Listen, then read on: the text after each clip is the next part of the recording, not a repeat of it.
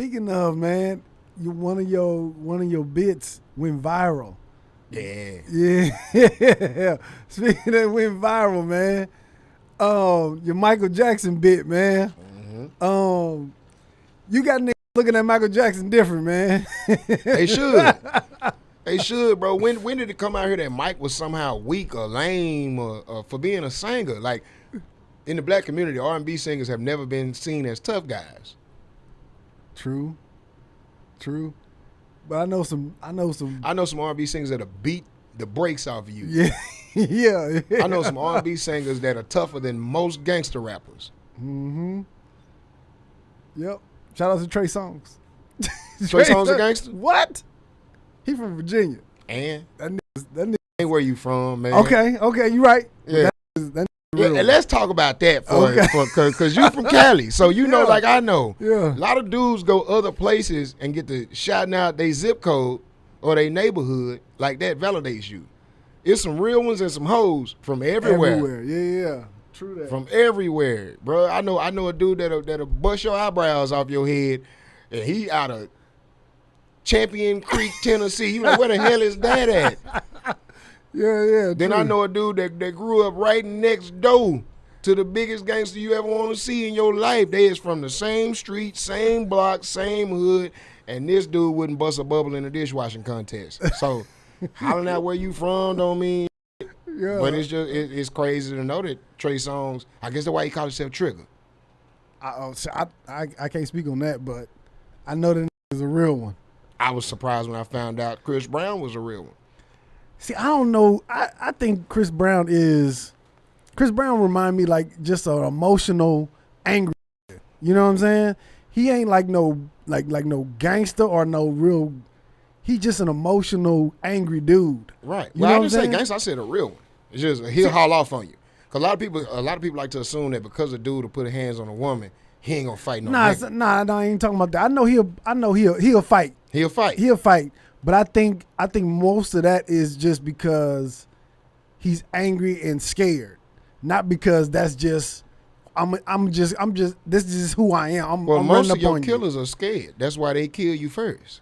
I don't know. See, I feel like My daddy told me as a child, the one person you don't want to have a gun is the scary. He gonna kill somebody. yeah.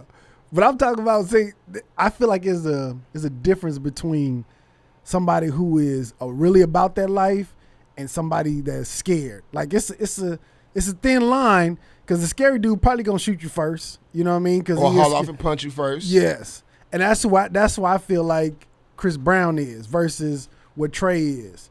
You know what I'm saying? That's why I feel like Trey is really like he been in the streets. He been running like that. I don't think Chris Brown was ever like that. Now, you know why I brought Chris up to refute your Trey? Because they both from Virginia. You see how you just proved my point?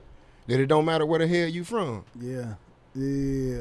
They both out of Virginia. So being from Virginia don't mean that you, or not being from Virginia, it don't matter where you grew up at, bro. The type of man you are is on the inside. It ain't got nothing to do with your address. Yeah. True that. I know niggas that came up in the same household. One of them is a pacifist, and one of them will take off on you. Okay. True that. Your point proven. But back to your Michael Jackson, man. What made you have this perspective of Michael, man? Well, how did that joke even come about? Let me ask you that. So the joke came about because during the quarantine, a lot of new buzzwords got popular. One of them was toxic masculinity.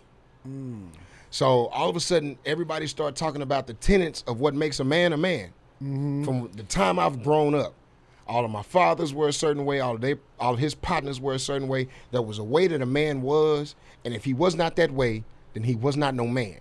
Period. He's just a grown-ass boy out here. Cut two, by the time 2020 rolled around, all of those tenets are now known as toxic masculinity. So I was just throwing it back in the faces of everybody that feels that way. Like, well, if manhood and masculinity is so toxic, when did it become as such? Because the definition of the word toxic means poisonous. Absolutely poisonous, corrosive, detrimental and damaging to anything that it comes into contact with. Since when did being a man be that? And if that's the case, when did toxicity become unpopular.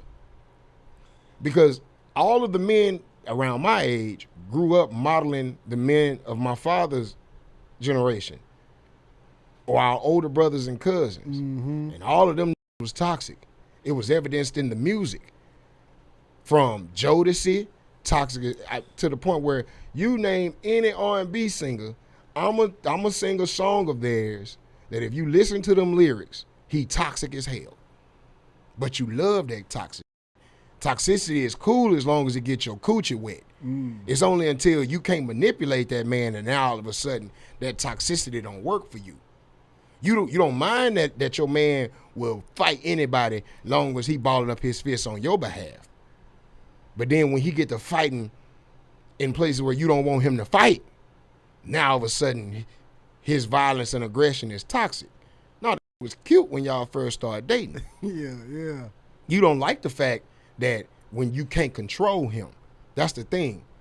So these days, men get treated like King Kong on a leash. As long as you killing big lizards and dinosaurs and humongous spiders and shit, and you saving me, it's fine. When I bring you out in public, you need to be a good boy. Don't go climbing no buildings in front of everybody or I'll shoot you down in front of everybody my damn self. So I saw it going through every generation. Let's just take it back to the 60s and move forward 10 years. I'm just going to pick one key figure out of there. Somebody that your mama and your daddy used to listen to all the time. Somebody that you grew up jamming. And I'm going to tell you how that was also toxic. And then I ended it with, and the biggest toxic dude of them all was Michael Jackson. Why? Because Michael, when you think about him, he's soft-spoken.